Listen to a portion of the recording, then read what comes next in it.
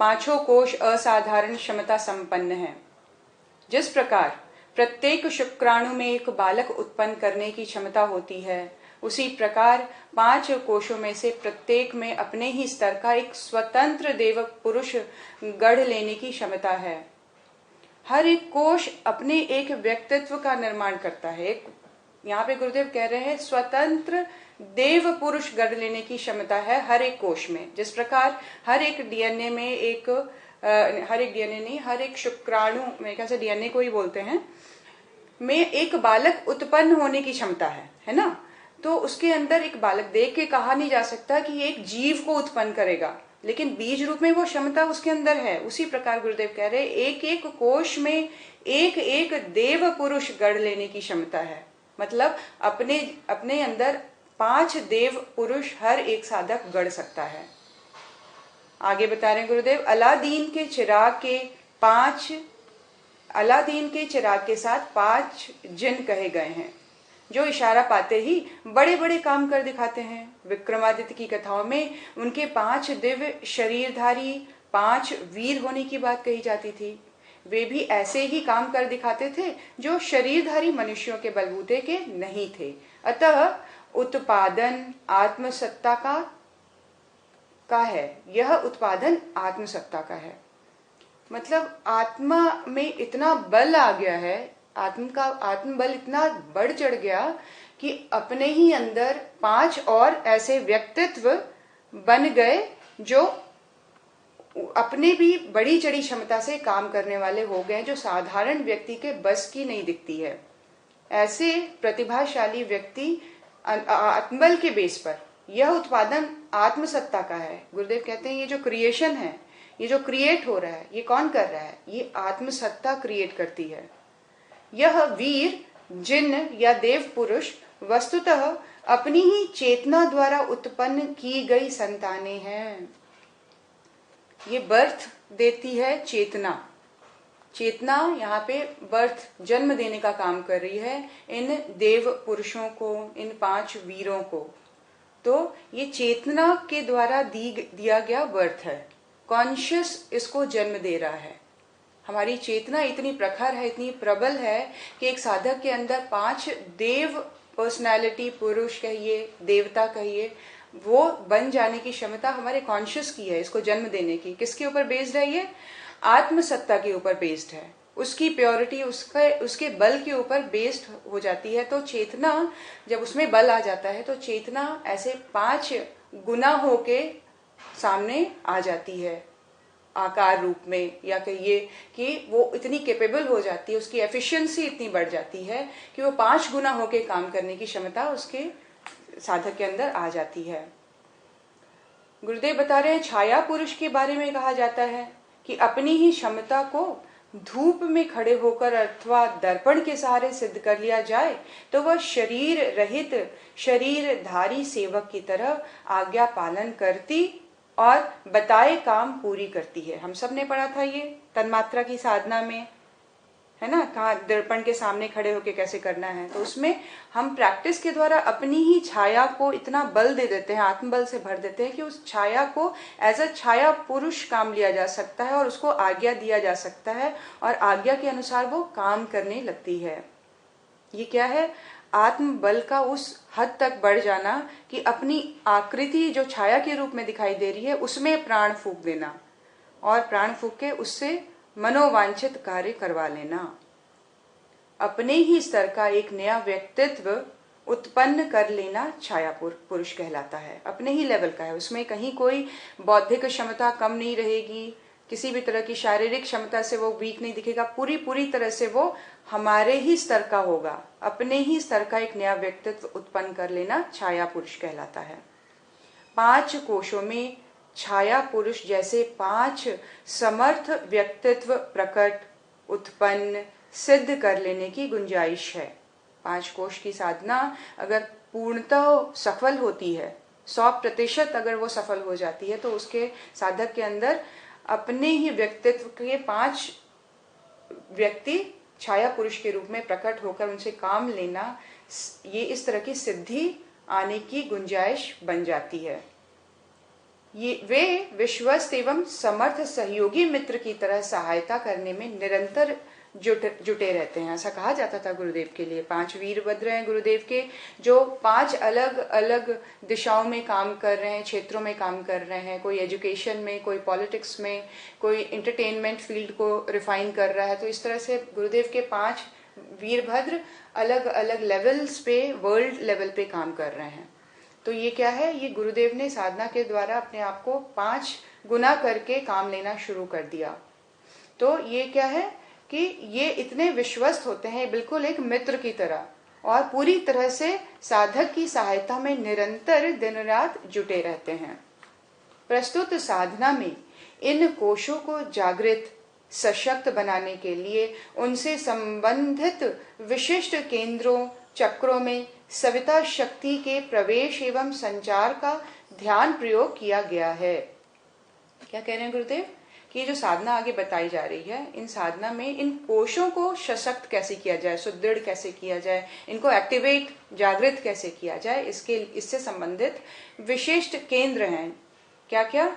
चक्रों में सविता शक्ति चक्र हैं और ग्रंथियां हैं। उपत्तिकाओं का कैसे क्लीनिंग करना है, उसको व्यवस्थित कैसे करना, अलग अलग लेवल पर चक्रों में सविता शक्ति के प्रवेश का ध्यान संचार के द्वारा इन प्रयोगों को, इन केंद्रों को, इन कोशों को जागृत करने का निर्देश गुरुदेव ध्यान के द्वारा देते हैं। हर कोश में एक विशेष चक्र का संबंध है। ठीक है, लिखते जाएंगे, जो लिख रहे हैं बहुत सुंदर एक्सप्लेनेशन है। क्या कह रहे हैं Gurudev? Every kosha is connected to the chakra. Every chakra has a kosha और एवरी कोश हैज अ चक्रा। ठीक है, हर एक कोश में एक चक्र है, मतलब एक ऑन करने का पॉइंट है, या कह लीजिए कि एक एंट्री पॉइंट बना हुआ है चक्र के रूप में, जहां से ऊर्जा अंदर आती है। गुरुदेव कहते हैं ना कि सूर्य चक्र में प्रवेश या नाभि चक्र में प्रवेश और अन्नमय कोश में प्रवेश, मतलब chakra is a entry point where that energy has to enter to go through that kosha. कोश की एंट्री में चक्र लगे हुए हैं, इनको गेट समझ लीजिए। ये चक्र क्या है? कोशों के अंदर जाने का गेट है ये। तो गुरुदेव क्या कह रहे हैं? हर कोश में एक विशेष चक्र का संबंध है। यह चक्र 2 तरह की क्षमता रखते हैं। एक, क्या क्या क्षमता है, इनकी कैपेसिटी क्या है? एक आकर्षण, ग्रहण की। दूसरी संचार और प्रसारण की। इनका क्या काम है?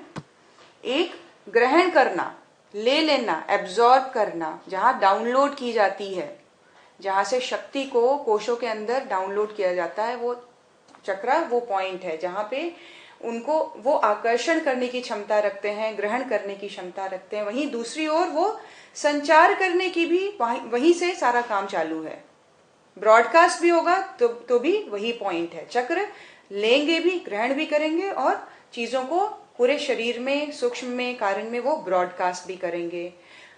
ब्रह्मांड से लिया, किसने लिया? चक्रों के द्वारा लिया गया। पूरे बॉडी में उसको स्प्रेड करना है, उसको ब्रॉडकास्ट करना है, उसका प्रसारण, संचार होना है, तो चक्र उसको प्रसारण करेंगे, संचार भी करेंगे। तो ब्रॉडकास्ट भी वहीं से हो रहा है, रिसीविंग भी वहीं से। तो that is receiving end broadcasting point. चक्र का जो मेन फंक्शन है वो ये है, आकर्षण, ग्रहण करना तथा संचार और प्रसारण की प्रणाली चक्र के द्वारा होती है। इसीलिए इसकी संगति भंवर एवं चक्रवात से बिठा ली जाती है। भंवर और चक्रवात। भंवर जो है वो क्या कर रहा है? अंदर ले रहा है चीजों को।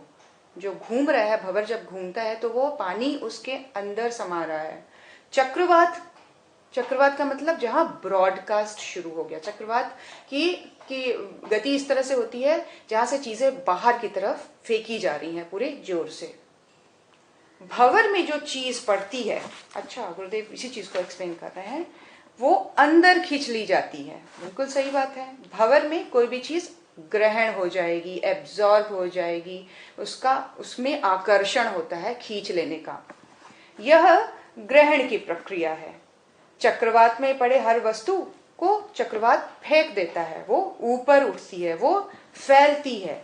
ये संचरण का प्रतीक है। वहां से संचार हो रहा है, प्रसारण हो रहा है, ब्रॉडकास्ट हो रहा है, चीजें फैल रही हैं। तो ये शब्द जब गुरुदेव कहें तो उनके साथ आप पूरी तरह से कनेक्ट हो जाइए। अब ये बहुत सुंदर, बहुत ब्यूटीफुल एक्सप्लेनेशन है। गुरुदेव क्या कह रहे हैं कि जब कहते हैं गुरुदेव कि ये भंवर है, ये चक्रवात है, that means you should know what is happening in your body. Then शरीर में के लेवल पे क्या हो रहा है, सूक्ष्म के लेवल पे अब क्या हो रहा है गुरुदेव के निर्देश के द्वारा, अब हम बेटर वे में कनेक्ट कर पाएंगे।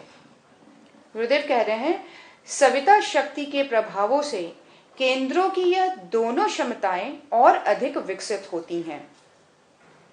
सविता शक्ति के ये दोनों जो प्रवाह हैं, चक्रवात का प्रवाह संचरण करने का, और ये जो भंवर का प्रवाह आकर्षण करने का, ये क्या है? दिव्य अनुदानों को ग्रहण करना, आत्म संस्थान में नहीं, सविता शक्ति के प्रभावों से केंद्रों की ये दोनों क्षमताएं और अधिक विकसित हो जाती हैं। जब गुरुदेव कहते हैं सविता शक्ति का प्रवेश, मतलब that capability to attract things and to broadcast that energy, वो एफिशिएंसी चक्रों की बढ़ जाती है। जैसे सूर्य के पड़ते ही फूल खिल जाते हैं, चक्रों पे जब सविता का तेज पड़ता है तो उसकी एफिशिएंसी कई गुना हो जाती है। इसीलिए पहले एनर्जी को फ्लो करवाते हैं गुरुदेव कि पहले उसकी शक्ति को बढ़ा दिया जाए, उसकी एफिशिएंसी को बढ़ा दिया जाए चक्रों की। कैसे?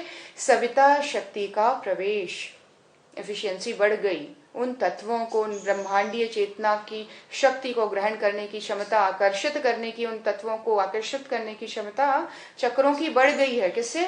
सविता के स्पर्श से, सविता को धारण करने से। अब बहुत एफिशिएंटली वो चक्र भंवर के रूप में और बाद में चक्रवात के रूप में वो एफिशिएंटली काम कर रहा है, तीव्र द्रुत गति से उसकी एफिशिएंसी बढ़ गई है ना। इन केंद्रों को के प्रभावों को कई गुना विकसित कर देती है सविता के प्रवेश से।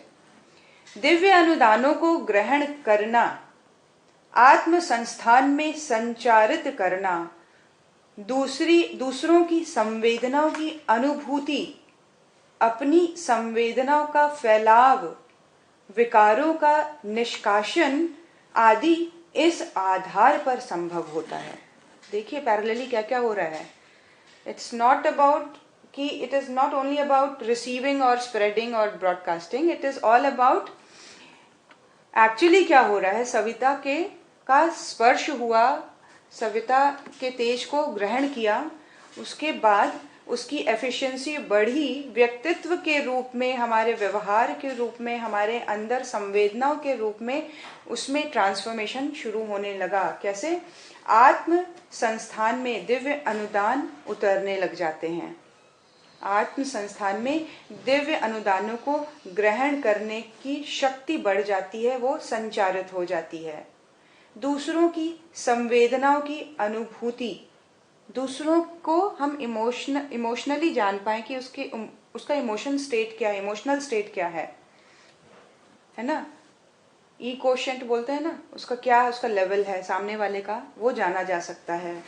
ये जागृति होने लग जाती है, अनुभूतियां बढ़ जाती हैं साधक की, दूसरों की संवेदनाओं की अनुभूति, अपनी संवेदनाओं का फैलाव, अपने इमोशंस का, अपनी संवेदनाओं का, अपने विचारों का फैलाव हम करना, अपनी आत्मीयता का विस्तार हम करने में समर्थवान हो जाते हैं। विकारों का निष्कासन हो जाता है। लोअर टेंडेंसीज, कमजोर वृत्तियां, किसी भी तरह की कमजोर वृत्ति, द्वेष, ईर्ष्या, घमंड, बहुत सारी होती हैं, गिनाना क्या है। तो हमारे अंदर की वो सारे विकृतियां हैं, अहंकार में रहना, ये सारी चीजें कब गायब हो जाएंगी? हमने एफर्ट नहीं लगाया, हम इस प्रोसेस से जुड़े रहे, हमारा चुनाव हुआ था, याद रखिए, हम विशिष्ट हैं। ये एक स्पेशल योजना के अंतर्गत हम ये सारी चीजें सुन रहे हैं, हम एक ट्रेनिंग के अंतर्गत आते हैं। ये योजना है गुरुदेव की, हमें विशिष्ट स्तर का बनाने के लिए। हमें उल जलूल की बातों में फंसना नहीं है, हमें अपने ध्येय को, अपने एम को लेकर दृढ़ रहना है, अपनी व्यक्तित्व में, अपनी पर्सनालिटी में चेंज लाना है। और ये क्रम से अगर हम जुड़े रहेंगे, इस योजना से, इस ट्रेनिंग से अगर जुड़े रहेंगे, तो ये चीजें अपने आप होनी शुरू हो जाएंगी। गुरुदेव कह रहे हैं संवेदना का विस्तार होगा, दूसरों के इमोशंस को, फीलिंग्स को हम समझ पाएंगे। आत्म संस्थान में दिव्य अनुदानों को ग्रहण करने की क्षमता आ जाएगी, विकारों का निष्कासन हो जाएगा। ये क्या है? ये इसी आधार पर संभव होगा। पंचकोश साधना का बेस ही इस तरह से बनाया गया है कि ये सारी चीजें, उस पर सारी चीजें बेस्ड हैं, ये सारी चीजें होने लग जाएंगी। ये क्या है? एक बहुत सुव्यवस्थित तरीके से की गई साधना का रिजल्ट है ना। ये सिम्टम्स बता रहे हैं गुरुदेव, ये से सारी चीजें घट जानी चाहिए। अतः कोशों के जागरण अनावरण क्रम में इन केंद्रों की शक्ति एवं क्रियाकलापों का भली प्रकार समावेश किया जाना आवश्यक है। क्या कह रहे हैं? अतः कोशों के जागरण अनावरण क्रम में इन केंद्रों की शक्ति, ये जो केंद्र हैं बने हुए चक्र के रूप में जो पॉइंट्स बने हुए हैं, इनकी शक्ति एवं क्रियाकलापों को भली प्रकार समावेश किया जाना आवश्यक है। इन कोशों के जागरण के लिए इन पॉइंट्स को की कैपेबिलिटी को, इनके क्रियाकलाप को, इनके फंक्शंस को, इनकी शक्ति को पूरी तरह से भली प्रकार जगा देना, इसमें शक्ति, सविता की शक्ति का पूरा प्रॉपर तरीके से समावेश हो जाना कोशों के जागरण के लिए, अनावरण के लिए बहुत जरूरी है। इसीलिए जब गुरुदेव कहते हैं सविता का ध्यान, सविता का प्रवेश, चक्रों का जागरण, ये सारी चीजें बहुत इंपॉर्टेंट है ना। गुरुदेव आगे बताते हैं, ध्यान करें, सविता देवता के प्रकाश से अपने अंतर जगत में प्रभात जैसी स्थिति पैदा हो रही है। सुबह कैसी होती है? सुबह का होना, सूर्य उदय होना, वो कैसा है? वो अपने अंतः जगत में उसको इमेजिन करना है कि मेरे अंतर जगत में भी, अंतर स्थिति में, मनोभूमि में, अंतर जगत में, कॉन्शियस लेवल पर ध्यान इस तरह से होना चाहिए कि सविता का प्रकाश पूरी तरह से अंदर में प्रकाशित हो गया मेरा, अंदर से शरीर फिजिकल रूप में भी, सूक्ष्म लेवल पर भी, कारण लेवल पर भी, हर जगह कोना कोना प्रकाशित, उज्जवल, स्वर्णिम, ये अपने अंदर धारणा को पूरी तरह से बिठाना होगा। हर अवयव, हर कोश जाग रहा है, सविता शक्ति का पान करके सशक्त तेजस्वी बनने के लिए आतुर है। कोई नॉर्मल प्रोसेस नहीं है, इसमें हमारी आतुरता ऐड होनी होगी, उसके अंदर अपनी एक विलिंगनेस को तेज करना होगा कि ये हो रहा है, ये होना चाहिए, ये अंदर से एक प्रभाव लाना होगा, एक दबाव लाना होगा अपने अंदर। आतुरता शब्द यूज कर रहे हैं गुरुदेव कि आतुर, जैसे बच्चा माँ की गोद में आने के लिए आतुर होता है, उसके अंदर हड़बड़ाहट होती है, उसके अंदर उल्लास होता है, उसके अंदर एक उत्कंठा होती है। तो ये अपने अंदर डेवलप करना कि हर अवयव, हर कोश जाग रहा है, एक एक सेल, बॉडी का फाइनेस्ट से फाइनेस्ट फॉर्म, डीएनए तक की इमेजिनेशन कर लीजिए, ब्लड के अंदर जाइए, सेल्स के अंदर जाइए, टिश्यूज के अंदर, सब अंदर घुसते जाइए सेल्स के अंदर, बिल्कुल एकदम फाइनेस्ट लेवल पे कहाँ तक जा सकते हैं, डीएनए तक जाके देखिए कि हर एक एक डीएनए प्रकाशित है, प्रकाश से भर गया है। सविता शक्ति का पान करके सशक्त तेजस्वी बनने के लिए एक एक सेल आतुर है, आतुरता।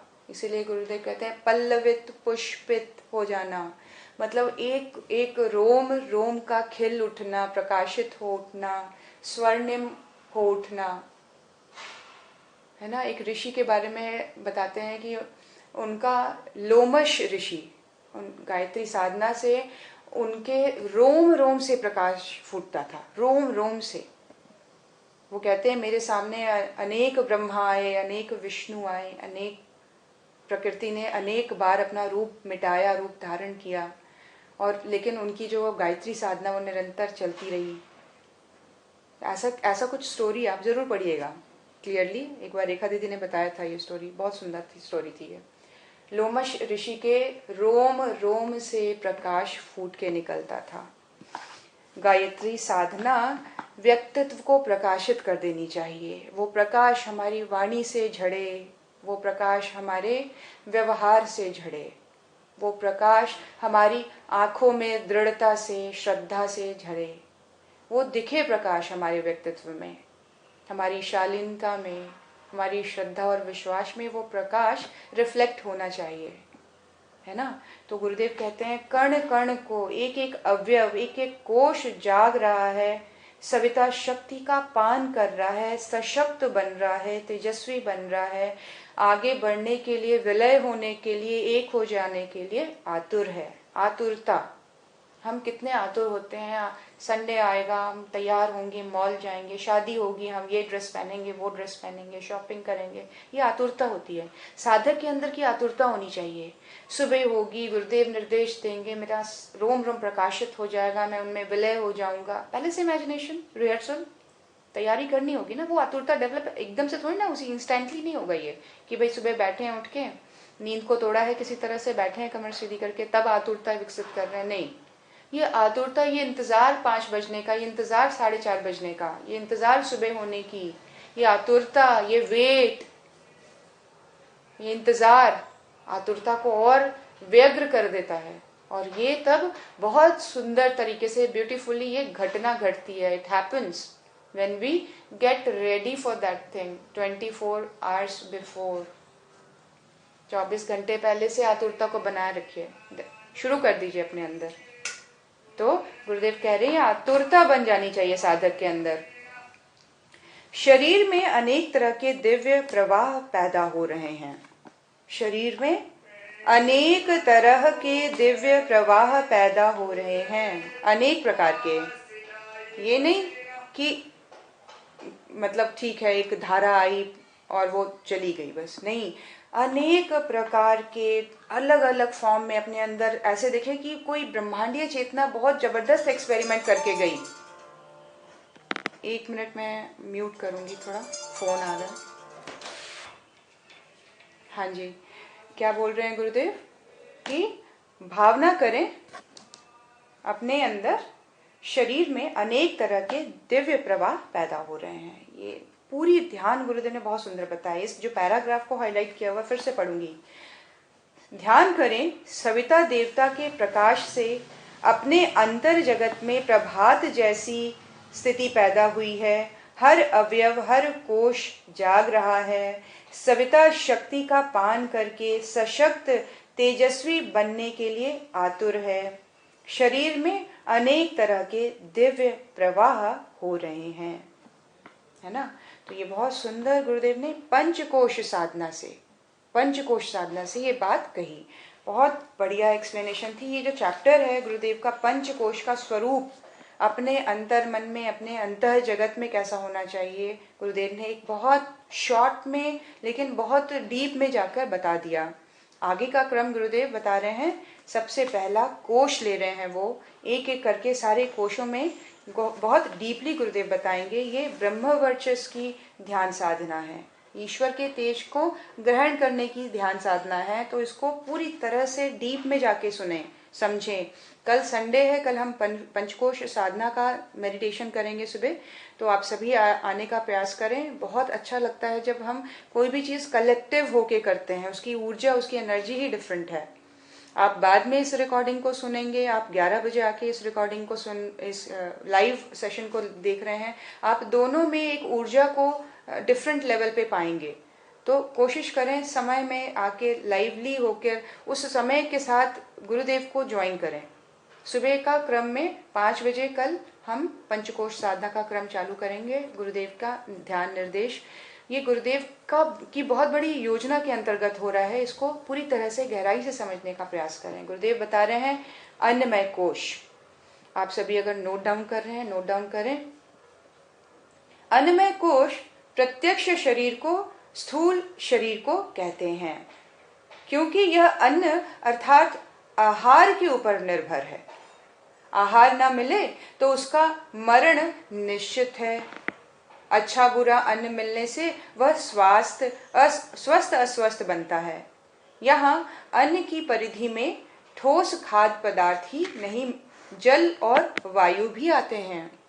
गुरुदेव क्या बोल रहे हैं कि फिजिकल बॉडी, स्थूल शरीर, जिस शरीर को हम देख सकते हैं, जिस शरीर के ऊपर डॉक्टर्स अपने एक्सपेरिमेंट्स करते हैं, दवाई देते हैं, ऑपरेशन करते हैं, ये सारी चीजें अन्नमय कोश के घेरे में आता है। ये अन्नमय कोश है। कारण क्योंकि अन्न जो है वो जो ये शरीर है वो आहार के ऊपर निर्भर है। अन्न अर्थात आहार, इसीलिए आहार नहीं मिलेगा तो इसकी एग्जिस्टेंस खत्म हो जाएगी। और अन्न का अच्छा बुरा होना इसी के स्वास्थ्य को रिफ्लेक्ट करेगा, इसी के ऊपर प्रभाव डालता है अन्न का अच्छा या बुरा होना। यहाँ अन्न की परिधि में ठोस खाद्य पदार्थ ही नहीं, गुरुदेव कह रहे हैं किस जलवायु में कैसा अन्न बना, ये भी उसके ऊपर पूरी तरह से निर्भर करता है कि कौन सी जलवायु कहाँ की कैसी है, ये भी हमारे स्वास्थ्य के ऊपर प्रभाव छोड़ती है। मतलब हमारा जो कोश है अन्नमय कोश, वो अन्न के साथ आहार के साथ साथ जलवायु के ऊपर भी उसके ऊपर भी प्रभाव पड़ता है। तीनों को मिलाकर ही शरीर की आवश्यकता पूर्ण होती है, इसीलिए वे तीनों ही अन्न हैं, अथवा तीनों से मिलकर अन्न बनता है। इस पर निर्भर रहने वाली काया को अन्नमय कोश कहते हैं। ये जो काया है, जो अन्न से बनी है, जो जल से बनी है, जो वायु से बनी है, ये जो डिपेंडेंसी है तीन चीजों की, इन तीनों चीजों का समन्वय ही अन्नमय कोश को बनाता है। और इन बातों का प्रभाव इस बात पर निर्भर करता है कि अन्नमय कोश की स्थिति कैसी है, या अन्नमय कोश किस प्रकार से हमारे फिजिकल हेल्थ को प्रभावित कर रहा है। आंखों से जो दिखाई पड़ता है वह अन्नमय कोश का सर्वविदित इंद्रिय गम्य स्वरूप है। आंखों से हम देख रहे हैं, क्या है ये अन्नमय कोश का इंद्रिय गम्य स्वरूप है। कोश सारे सूक्ष्म हैं, कोश कोई भी फिजिकल लेवल पे नहीं है, उनका प्रभाव मनुष्य के अलग अलग चीजों पे पड़ता है, थॉट के ऊपर, कॉन्शियस के ऊपर, आत्मा के ऊपर, हर एक कोश का प्रभाव है। शरीर के ऊपर अन्नमय कोश का प्रभाव है जो हम आंखों से देख पा रहे हैं, इसीलिए इस कोश को इंद्रिय गम्य बताया गया है ना। वह अन्नमय कोश का सर्वविदित इंद्रिय गम्य स्वरूप है। इसे देखा, जाना, समझा और औजारों से काटा बदला जा सकता है। बिल्कुल सही बात है कि उसको हम देख भी सकते हैं, उसके बारे में पढ़ते हैं, डॉक्टर्स बनते हैं बच्चे, उनके ऊपर ऑपरेट किया जा सकता है। ये सारी चीजें फिजिकल बॉडी अन्नमय कोश से रिलेटेड है। इनके भीतर एक और सत्ता है जिसे जीवन कहते हैं। यह जीवन आत्मा और शरीर के सम्मिश्रण से बनता है। जब तक दोनों संयुक्त हैं तब तक प्राणी जीवित कहा जाता है। जब दोनों एक दूसरे से पृथक हो जाते हैं तो जीवन की समाप्ति हो जाती है। सही बात है कि बॉडी को अलाइव रखने के लिए प्राण हैं, दोनों कंबाइन होकर समन्वित होकर चलते हैं तो जीवन पूरी तरह से सुव्यवस्थित होकर चलता है। प्राणी ठीक से अपने शरीर से काम ले सकता है, शरीर पूरी तरह से एक्टिवेट रहता है। लेकिन जहां दोनों पृथक हुए वहीं पे जीवन की समाप्ति कह दी जाती है। यह जीवित रहने की स्थिति तक आत्मा को जीवात्मा कहते हैं। जीवित रहने की स्थिति में आत्मा को क्या कहा जाता है? ये जीवात्मा है। जब तक शरीर जीवित है, उस आत्मा, वो जो आत्मा की वजह से शरीर जीवित है, उसको जीवात्मा कहा जाएगा। यह स्थिति बदल जाने पर उसे मात्र आत्मा अथवा प्रेत आत्मा आदि कहने लगा जाता है। जहाँ शरीर छूटा, उसके अपने कर्म प्रारब्धों की वजह से उसको अगर सही गति मिली तो वो आत्मा के रूप में पुकारा जाता है, गलत गति मिल गई है तो उसको प्रेत आत्मा कहा जाने लगता है। यह जीवन शरीर के कण कण में संव्याप्त है। कोशिकाओं, तंतुओं में यही जीवन अपना काम करता है। ये जो जीवनी शक्ति है, जो प्राण है, जो आत्मा से लिंक्ड होकर सारा फंक्शन प्रॉपरली कर रही है, यही गुरुदेव कह रहे हैं, यही जीवन, यही तंतुओं को जीवित रखती है, एक्टिवेट रखती है। कोशिकाओं को, तंतुओं को यही एक्टिवेट रखती है। ये कण कण में संव्याप्त है। ब्रह्मांड क्षेत्र में काम करने वाली शक्ति अपने ढंग से अपना काम कर रही है। उसकी प्रेरणा से ग्रह नक्षत्र निहारिकाओं की ज्ञात अविज्ञात हलचलें होती रहती हैं और उत्पादन, अभिवर्धन, परिवर्तन का क्रम चलता रहता है। ब्रह्मांड में बहुत सारी गतिविधियां चल रही हैं, है ना। ये सारी गतिविधियां ब्रह्मांडीय चेतना की शक्ति से निरंतर अपने ढंग से चलती रह रही है। अब ये सूर्य का जो परिक्रमा कर रही हैं सारे ग्रह नक्षत्र, ये एक सिस्टमैटिक रूप से अपने आप एक चलायमान गति के अनुसार होता चला जा रहा है सिस्टम के अकॉर्डिंग, है ना। और उसी तरह से गुरुदेव कह रहे हैं ठीक इसी प्रकार काया में मस्तिष्कीय निहारिकाएं की मूल सत्ता के साथ जुड़े हुए हृदय, फुसफुस, यकृत, अमाशय, गुर्दे आदि अवयव अपने अपने क्षेत्रों का शासन संभाले हुए हैं। बिल्कुल सही बात है। हम तो नहीं बोलते हैं कि, हम तो नहीं कोशिश करते हैं कि भाई हार्ट बीट हो, भाई ब्लड सर्कुलेट हो, भाई डाइजेस्टिव सिस्टम में के लिए काम कर रही हूँ, मैं बिजी हूँ, अभी मैंने अपना डाइजेस्टिव सिस्टम चालू किया हुआ है। ऐसा नहीं होता है। ये सारी चीजें स्वचालित है। स्वयं अपनी एक जो शक्ति है, जो हृदय स्थान से आत्मा से जुड़ी हुई एक शक्ति, जो ब्रेन को जो जिसने समस्त शरीर में प्राण चेतना फूका हुआ है, जिसकी वजह से न्यूरल सिस्टम पूरी तरह से ब्रेन को, यकृत, अमाशय, डाइजेस्टिव सिस्टम, ब्लड फ्लो, है ना, ये सारी चीजें जो है डिफरेंट रेस्पिरेटरी सिस्टम, सारे सिस्टम्स जुड़ के ब्रेन के साथ काम कर रहे हैं। ब्रेन के साथ अगर कोई भी सिस्टम डिस्कनेक्ट होता है, कोई भी गड़बड़ी होती है, तो व्यक्ति का जीवन समाप्त हो जाता है या कुछ प्रॉब्लम्स आ जाती हैं। तो ये क्या है, ब्रेन को सीधे प्राण शक्ति के द्वारा वो ऊर्जा मिल रही है, जिसकी वजह से ये निरंतरता बनी हुई है। कौन संभाल रहा है, कहाँ से इलेक्ट्रिसिटी मिल रही है, कहाँ से ये फ्लो बना हुआ है, कहाँ से वो ऊर्जा उत्पन्न हो रही है, बीट होता जा रहा है हार्ट।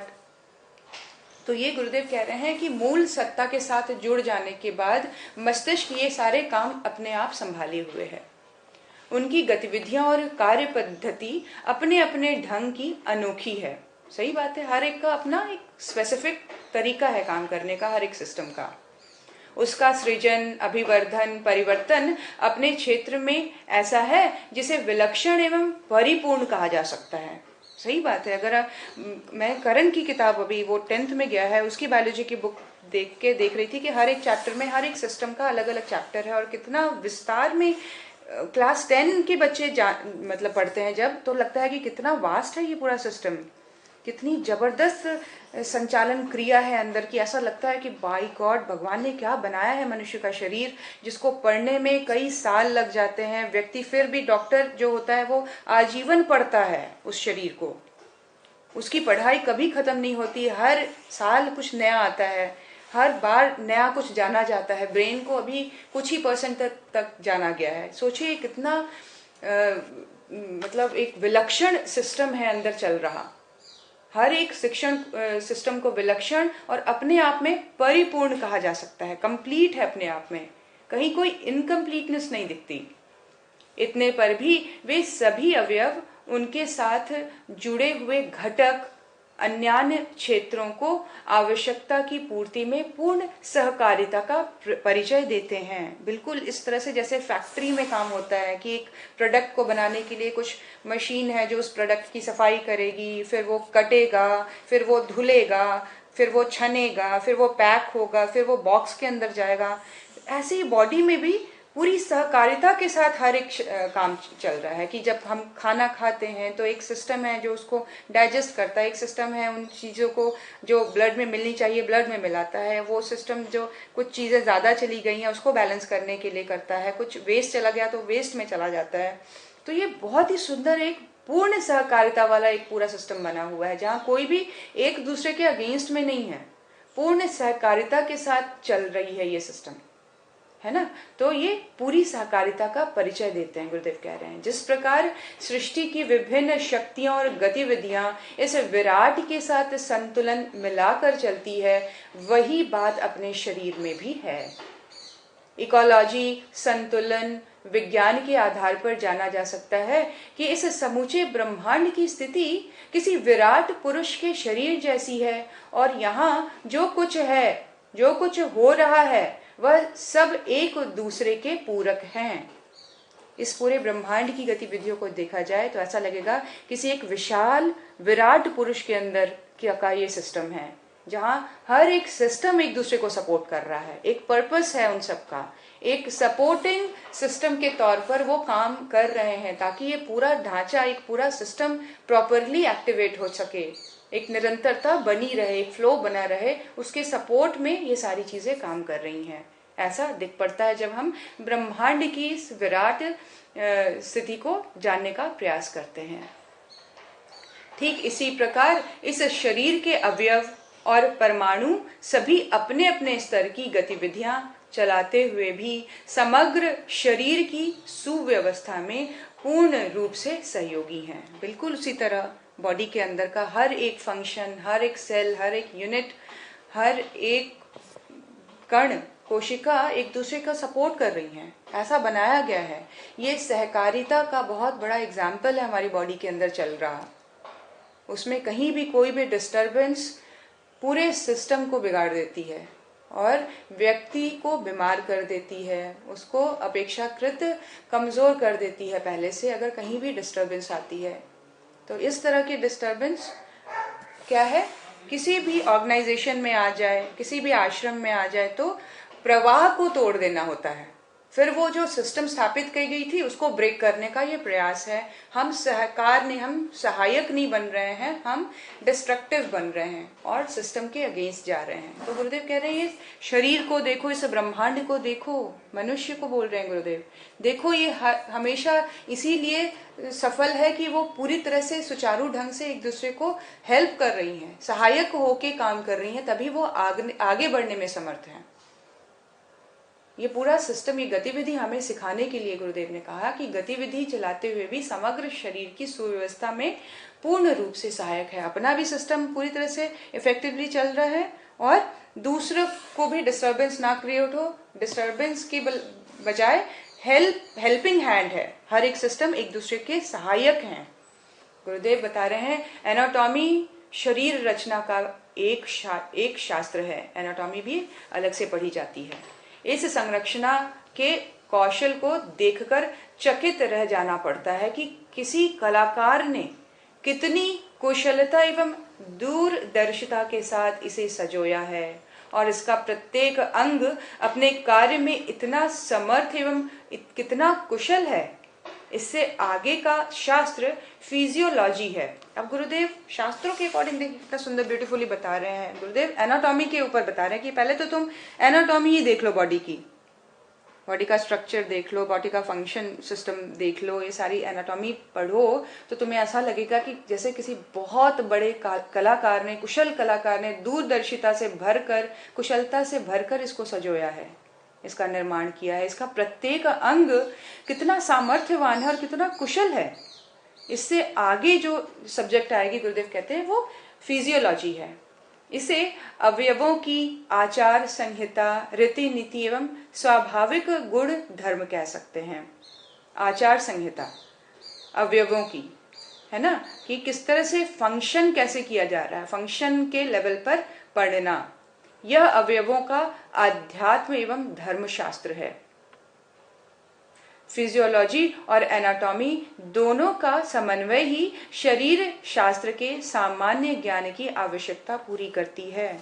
बॉडी का स्ट्रक्चर, बॉडी का फंक्शन, ये दोनों चीजें मिलकर ही एक पूरी तरह से एक सामान्य ज्ञान जो लेना चाहते हैं बॉडी का, वो ले पाने की क्षमता रखते हैं। जब ये दोनों चीजें पढ़ेंगे कि स्ट्रक्चर किस तरह से बना हुआ है और अंग अवयव किस तरह से बने हुए हैं, अंदर का सिस्टम किस तरह से बना हुआ है और ये कैसे कार्य कर रहा है, कार्य प्रणाली कैसी है इसकी फंक्शन कैसे हो रहा है, ये कैसे कनेक्टेड है, कैसे आदान प्रदान है, कैसे सहयोग का सिस्टम बना हुआ है, ये फिजियोलॉजी, दोनों फिजियोलॉजी एनाटॉमी दोनों मिलकर शरीर शास्त्र को कंप्लीट करते हैं, कंप्लीट बेसिक इंफॉर्मेशन देते हैं। ये शरीर का जितना परिचय यंत्रों की सहायता से समझा जा सकता है उससे अधिक वह भाग है जो बुद्धिगम्य है। इसे काया का तत्व ज्ञान कह सकते हैं। इस कायिक तत्व ज्ञान द्वारा जिस सत्ता की विवेचना होती है उसे तत्व शरीर कह सकते हैं। काया को 5 तत्वों से विनिर्मित कहा जाता है। यह तात्विक सम्मिश्रण भी प्रत्यक्ष नहीं परोक्ष है, स्थूल नहीं सूक्ष्म है। क्या बताया गुरुदेव ने कि शरीर का जितना हम शरीर को यंत्रों के द्वारा हम जितना जान पाए हैं उससे कहीं बड़ा भाग जो है वो बुद्धि के द्वारा जाना गया है, बुद्धिगम्य है। इस नॉलेज को तत्व ज्ञान कहा गया है। तत्व ज्ञान के द्वारा, काया के तत्व ज्ञान के द्वारा बॉडी को जानना।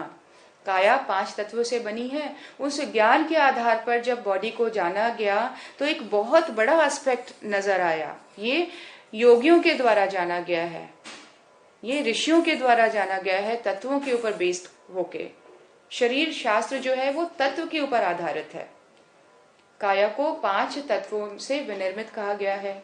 यह तात्विक सम्मिश्रण भी प्रत्यक्ष नहीं परोक्ष है। ये प्रत्यक्ष नहीं है, इसको स्थूल आंखों से नहीं देखा जा सकता, ये सूक्ष्म है, ये स्थूल नहीं है। इन सब रहस्यों पर विचार करने पर रहस्यमय काय सत्ता का अस्तित्व सामने आता है।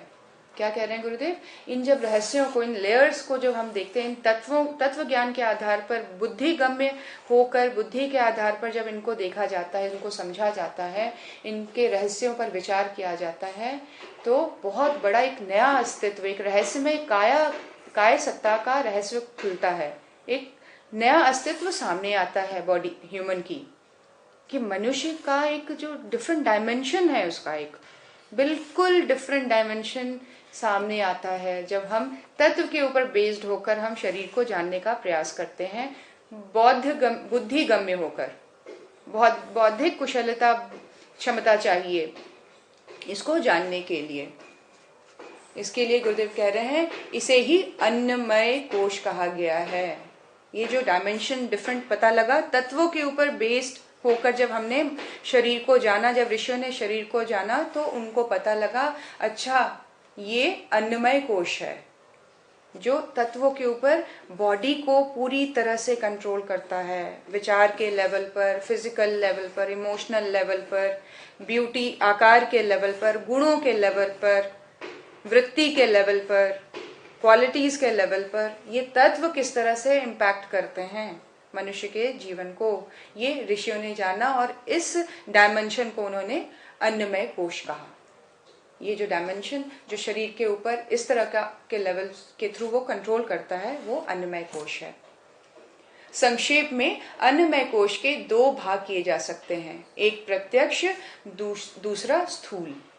मेरे ख्याल से आगे फर्दर हम लोग कल पढ़ेंगे। ये बिल्कुल नया टॉपिक है। गुरुदेव अन्नमय कोश को अब पूरी तरह से डिस्क्राइब कर रहे हैं।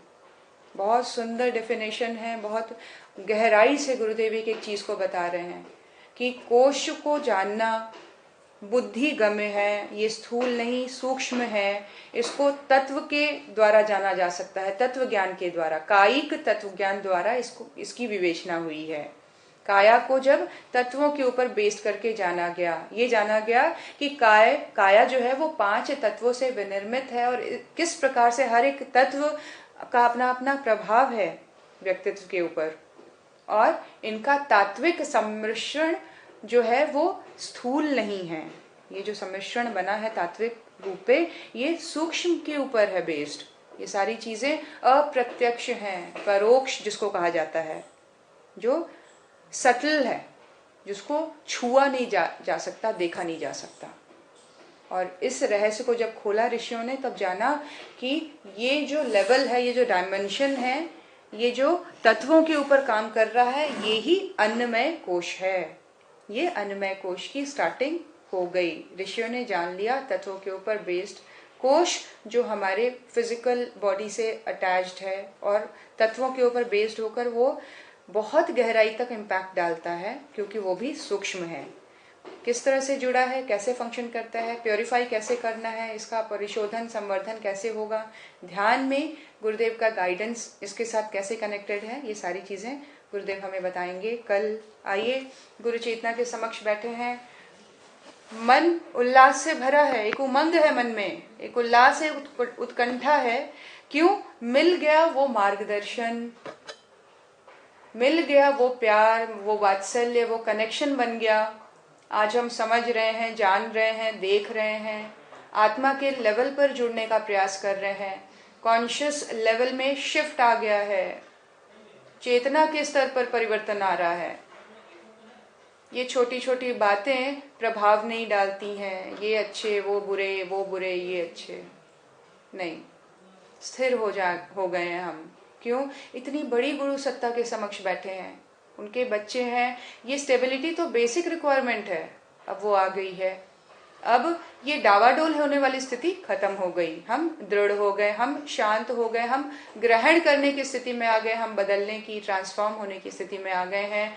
हमारा आनंद से चेहरा खिल उठा है, ऐसा लग रहा है जैसे कुछ नया हुआ है, कुछ घटा है हमारे अंदर।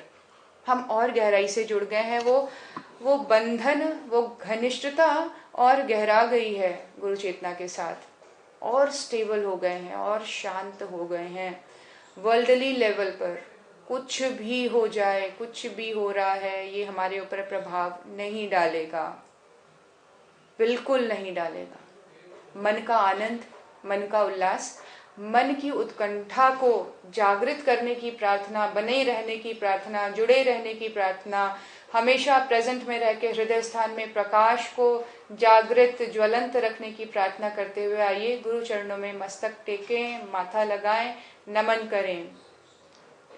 ओम नमोस्त्वनंताय सहस्रमूर्तये सहस्रपादाक्षिशिरोरुवाहवे सहस्रनाम्ने पुरुषाय शाश्वते सहस्रकोटियुगधारिणे नमः। सहस्रकोटियुगधारिणे नमः। परम पूज्य गुरुदेव, परम वंदनीय माता जी का वात्सल्य, उनका प्रेम, उनका ममत्व हमारे ऊपर छलक रहा है, इसका पूर्ण विश्वास करते हुए गुरुदेव माता जी को आशीर्वाद देता, अपनी ममता, अपना प्यार हमें लुटाता देखें और वहीं अंतर ध्यान होता देखें। अपने अंदर गुरुदेव माता जी की छवि, उनके प्यार को, उनके वात्सल्य को, उनके साथ बने रहने की दृढ़ता को हृदय में प्रकाश के रूप में हर एक घंटे पे इसको एक्टिवेट करें। हर एक घंटे में पानी पिएं, हर एक घंटे में इस दिव्य ऊर्जा को, इस बंधन को घनिष्ठ कर दें, संबंध को घनिष्ठ कर दें, इस मान्यता को अपने अंदर दृढ़ कर दें। बिलीव करें ये हो जाएगा, ये घट जाएगा, हम बदल जाएंगे। इस भाव से आइए सबके लिए प्रार्थना। अंधकार से प्रकाश की ओर, अज्ञान से ज्ञान की ओर, मृत्यु से अमृत की ओर जाने की प्रबल प्रार्थना सबके लिए। हाथ जोड़कर उच्च स्वर में मेरे साथ साथ दोहराएं।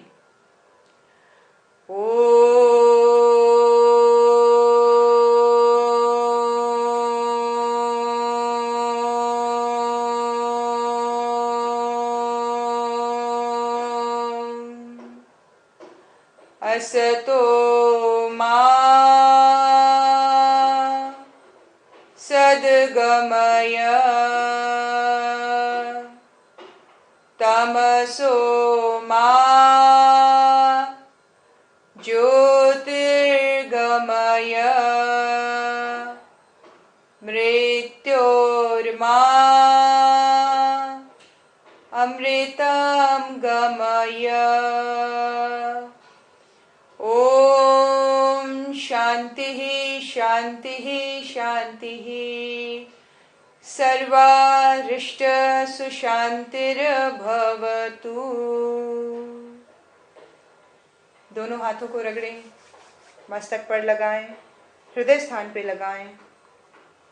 अपनी घनिष्ठता, अपना विश्वास, अपनी श्रद्धा दृढ़ करने का भाव रखते हुए पूर्ण स्वस्थ फील करें। शारीरिक रूप से पूरी तरह से हम स्वस्थ हैं, हम सभी समुन्नत हैं, श्रद्धा से भरे हुए हैं, पूरी तरह से चार्ज्ड अप हैं। आइए सबके उज्जवल भविष्य, सबके लिए सद्बुद्धि की प्रार्थना करते हुए परम श्रद्धेय पिताजी, परम वंदनीय जीजी माँ के समृद्धि प्रतिष्ठा, उनकी यश गान समस्त ब्रह्मांड में गुंजायमान हो, ऐसी प्रचंड भावना करते हुए आहुतियां दें। शांति पाठ के बाद आप सभी एग्जिट कर सकते हैं। सभी को प्रणाम, सभी को जय गुरुदेव।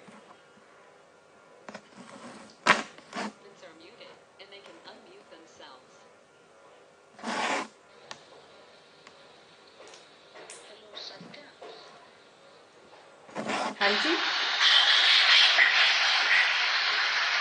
हाँ जी मासी बोलिए।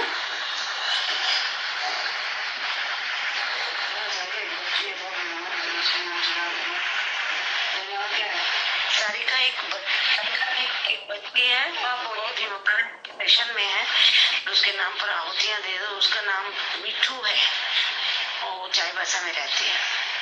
ठीक है मासी, ठीक है। नीरू, मिठू। आइए हम सभी, हाँ ठीक। गायत्री मंत्र द्वारा 5 मंत्र आहुति सभी के उज्जवल भविष्य व सद्बुद्धि की प्रार्थना करते हुए डालेंगे। ओम भूर्भुवः स्वः तत्सवितुर्वरेण्यं भर्गो देवस्य धीमहि धियो यो नः प्रचोदयात् स्वाहा। इदं गायत्रीदं नामम। ओम भूर्भुवः स्वः तत्सवितुर्वरेण्यं भर्गो देवस्य धीमहि धियो यो नः प्रचोदयात् स्वाहा। इदं गायत्रीदं नामम। ओम भूर्भुवः स्वः तत्सवितुर्वरेण्यं भर्गो देवस्य धीमहि धियो यो नः प्रचोदयात् स्वाहा। इदं गायत्रीदं नामम। ओम भूर्भुवः स्वः तत्सवितुर्वरेण्यं भर्गो देवस्य धीमहि धियो यो नः प्रचोदयात् स्वाहा। इदं गायत्रीदं नामम। ओम भूर्भुवः स्वः तत्सवितुर्वरेण्यं भर्गो देवस्य धीमहि धियो यो नः प्रचोदयात् स्वाहा।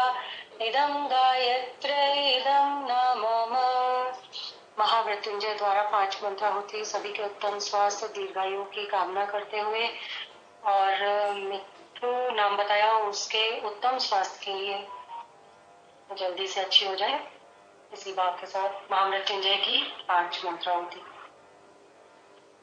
ओम त्र्यंबकं यजामहे सुगंधिं पुष्टिवर्धनम् उर्वारुकमिव बन्धनं मृत्योर्मुक्षीयमामृतात् स्वाहा। इदं महामृत्युंजयायेदं नामम। ओम त्र्यंबकं यजामहे सुगंधिं पुष्टिवर्धनम् उर्वारुकमिव बन्धनं मृत्योर्मुक्षीयमामृतात् स्वाहा। इदं महामृत्युंजयायेदं नामम। ओम त्र्यंबकं यजामहे सुगंधिं पुष्टिवर्धनम् उर्वारुकमिव बन्धनं मृत्योर्मुक्षीयमामृतात् स्वाहा। इदं महामृत्युंजयायेदं नामम। ओम त्र्यंबकं यजामहे सुगंधिं पुष्टिवर्धनम् उर्वारुकमिव बन्धनं मृत्योर्मुक्षीयमामृतात् स्वाहा। इदं महामृत्युंजयायेदं नामम। ओम त्र्यंबकं यजामहे सुगंधिं पुष्टिवर्धनम् उर्वारुकमिव बन्धनं मृत्योर्मुक्षीयमामृतात् स्वाहा। इदं महामृत्युंजयायेदं नामम। ओम त्र्यंबकं यजामहे सुगंधिं पुष्टिवर्धनम् उर्वारुकमिव बन्धनं मृत्योर्मुक्षीयमामृतात् स्वाहा। इदं महामृत्युंजयायेदं नामः। शांति पाठ। समस्त विश्व में शांति की स्थापना हो, इसी भाव के साथ शांति पाठ। ओम द्यौः शांति अंतरिक्षं शांति पृथ्वी शांतिरापः शांति औषधयः शांति वनस्पतयः शांतिर्विश्वे देवा शांति ब्रह्म शांतिः सर्वं शांतिः शांतिरेव शांतिः सामा शांतिरेधि